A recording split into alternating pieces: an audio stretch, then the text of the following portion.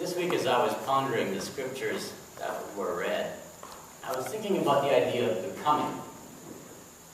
And both in the sense of the kind of people we are as individuals becoming and as a church. In America, there's this myth that you can become anything you want. So if I really want to become an NBA star, I can. All I have to do is, well, grow a foot and suddenly get really coordinated and really strong and younger. And that's going to be tricky. And if I want to really become the president I can, all I have to do is, well, I don't even want to anymore. And as we, right, part of what we're trying to do, I think, in this whole faith thing is become something. Now, I realize that in this, we are always dragging with us our past. I mean, we're doing this simply genetically, that part of who we are is this whole collection of stuff that is part of our past that we can't do anything about. And we can, to some extent, choose how to respond to it. And to some extent, it's just there, and it's messy and good, and all that it is. But still, we want to become something. And as a church, there's things we want to become. We put these things down in vision statements and goals and things like that. But ultimately, also, we are limited because it's just us. And the people who come are the people who come. And we might want to become, twice as many people, but this is how many people showed up. We might want to, I don't know what we want to become necessarily as a church, but here we are. It's just us, and it's just us who's going to have to do this. As I was thinking about becoming, a number of things came to mind. One of them is this book that Sue lent me not long after I got here, and it's a book called Preaching in a Tavern. And it's a book of stories about people in the Church of the Brethren. It's like 130 little tiny stories about Church of the Brethren folk. And they've been very useful for me in giving me a sense of, so what does it mean to be part of the Church of the Brethren? Because I come from the Mennonite side of the family, and so the Church of the Brethren is pretty much the same thing, it's a different. So this is a group of stories that someone has collected and really, in a lot of ways, represent what it means to be a good pastor in the Church of the Brethren, or a good Church of the Brethren sort of person. And some of you probably already got it wrong, right? Because you see preaching in a tavern, and probably you think the strange word in that phrase is preaching. Sure, we're in a tavern, but why are we preaching? And that's the wrong answer, right? The thing you're supposed to react to is the word tavern, right? Sure, you're preaching, but why are you in a tavern? Is the correct way of understanding the title, right? So you're already like, strike one when you get to the book. So as I'm reading this book, I get a clear sense that some of the major things one wants to become as part of the Church of the Brethren is you want to be a quiet person who works hard and is frugal. These are some of the really key things that are talked about. These are the stories that are spoken of over and over and over again. Right? And I thought about that for a while and I go, okay, that's great. Really, though, what they're talking about is how to be a good German. Right? But not completely. Right? Because those are, right, good German sort of traits. Not just the Germans, but if you're a good German, right, quiet, frugal, hardworking, right, that's part of who you are. But not, right, but there's also parts of being German, being a good German, that you're not supposed to be, right? Like a beer drinking sort of person would be part of being a good German in most parts of Germany, but not in here, right? And being, sort of militant nationalism is part of being a good German, and, not in here. So it's sort of like being a good German with a little bit of Jesus added. And then as I thought about that some more, I thought, well, but if you think about like quiet, hardworking, and frugal, Jesus wasn't any of those things. I mean, Jesus seems to like hang out mostly with his friends, right? Spend other people's money, right? Drinks wine, goes to parties, and likes hanging out with big groups of people and talking to them loudly.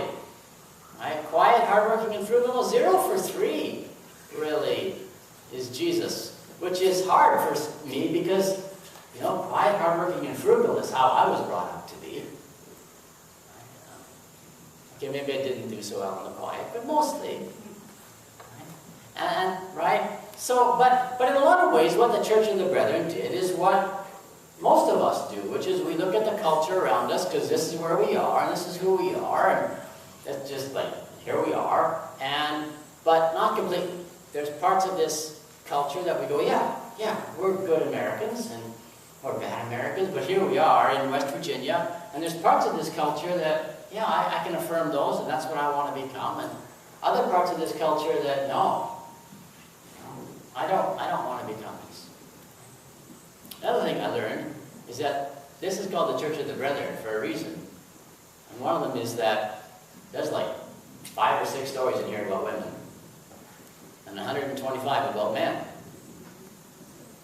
You know, and again, right, or we can say, well, yeah, the people who wrote this, they were part of their culture.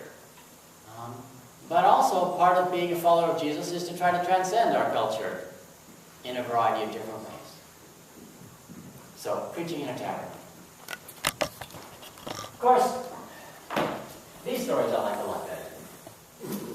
And so I was reading, and then the lectionary wanted us to read a much smaller part of the Elijah story than we did, but once I get into Elijah, I can't stop. But these stories are different because the preacher in the tavern stories are almost exclusively about men who did things right. And some of them were a bit quirky, and you sort of go, yeah, they had quirky parts of them, but basically, these are the stories of examples. And the Old Testament is a lot more complicated than that. Because you get these stories about people, and you go, and you sort of have to choose. Not just sort of, you have to choose. For example, our Elijah story.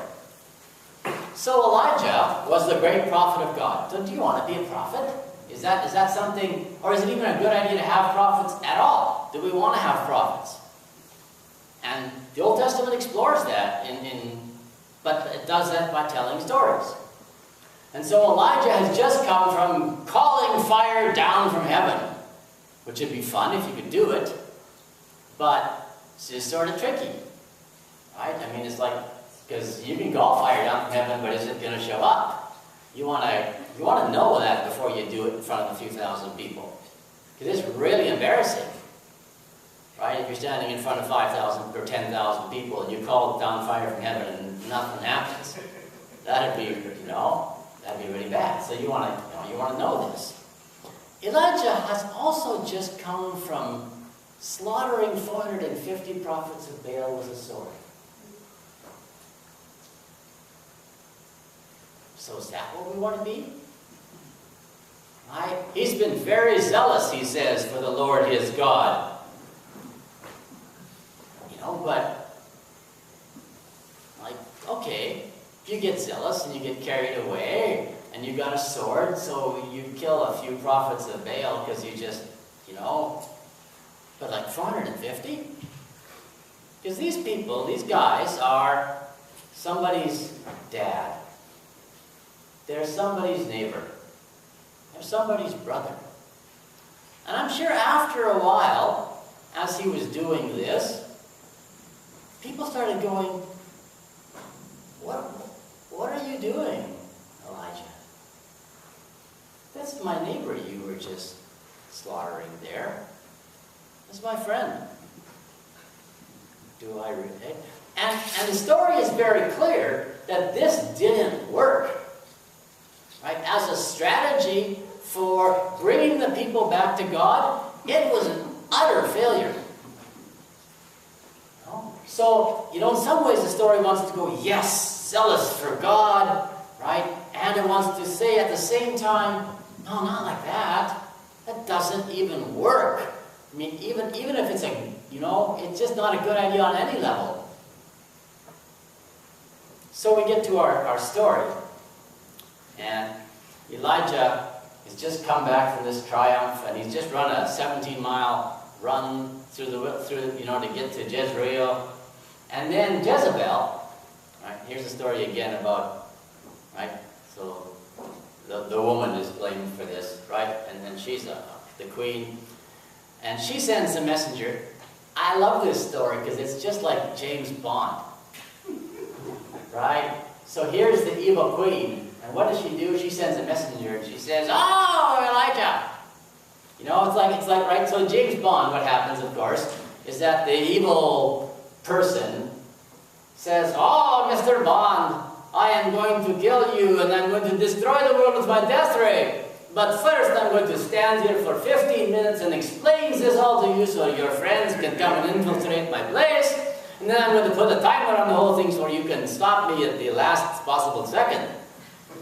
Right? And Jezebel does the same thing. Jezebel sends a messenger to tell Elijah that she's going to kill him. She could have just sent a guy with a sword who could have stuck the sword into Elijah and then given him the message, and it would have worked. Right? But instead she sends a messenger, and then Elijah goes, "Well, I'm not going to stand around and wait for this. I'm going to run away." Right? So we have sort of James Bond / Elijah going on. And he runs away, and he gets all depressed because he's just done this huge, great thing for God, and it didn't work. And so there's again, right? This is what we want, but this is not what we want, and this is not how we do this. And then he goes on, right? And he goes and he runs, right? In the strength of this to the Mount of God, to Mount Horeb, and the Bible says 40 days and 40 nights, but it's not that far, so it's just 40 days and 40 nights is just the Bible's way of saying it took him a long time. Right? And he gets there and he says, "I have been very zealous for the Lord my God, but only I am left." And he gives God this report, and it's not even true. A lot of the stuff he says to God. Right? And so, right? So we have these stories in the Bible about these great men of old who often aren't very great men of old. Sometimes they're really horrible men of old. At the same time that they're prophets of God. And it's the, for me, it's the struggle always of becoming. Yeah, I want to be like that person, but not this part of that person. And I would like to become this, but not like that. And Paul does the same thing in Ephesians. Right? Because in a lot of ways, what he's doing is he's going around starting churches, and everybody goes, "Yeah, but what's a church?" Because, right, he's got no blueprint. We've been doing church for 2,000 years now, so you say church, and everybody goes, "Oh yeah, I know how to do that. I know what this is supposed to look like, more or less." Right? But the word church, for Paul, just meant gathering. So people gathered, and they go, "Now what do we do?" Right? And so he goes away, and people keep gathering. And then he hears about what they've been doing, and he goes, no, not like that. Like this over here. All in this process of becoming. Right?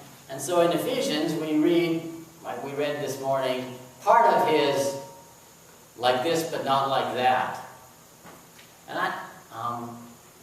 it'd be interesting to find out, like in that reading, what resonated with you? Like what part of those verses really grabbed you? The one that I found the most interesting was verse 28. Thieves must give up stealing. Apparently this was news. Right? These people gathered, and apparently there were thieves among them who thought that you could gather and still be a thief. There's no rule about this because they didn't have rules. Did Jesus steal? We have no idea. Never met the guy. Right? We're just gathering, and some of us are thieves, and some of us are business people, and some of us are farmers. And suddenly Paul says, "Oh, by the way, thieves, take away your livelihood. Oh. So all of these, right? And so the church is becoming. It's worth doing this because I think it's worth troubling this idea of church once in a while. Going like, yeah, we know what we're doing here.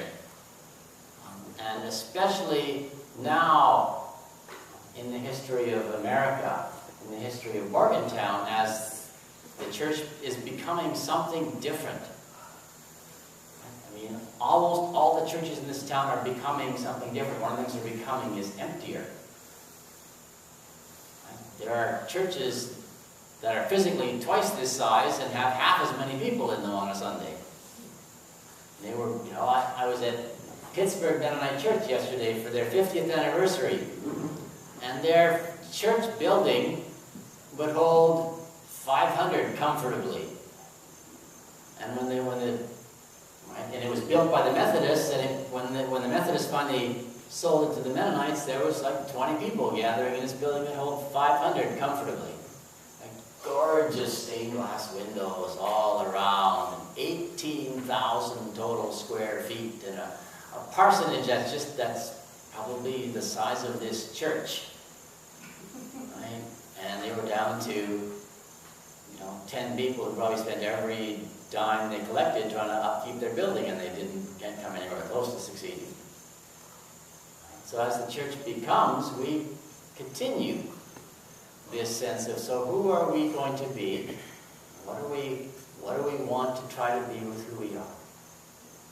And that question is not what I'm going to answer this morning, because it's just the process. So thank you for coming. Thank you for being part of this process. We're just going to keep at this next week, and the week after, and the week after. Amen. In response, the song in Sing the Journey number 73 says, "The Lord lift you up," which you're going to sing, so you need to sing it to each other. So I invite you to stand.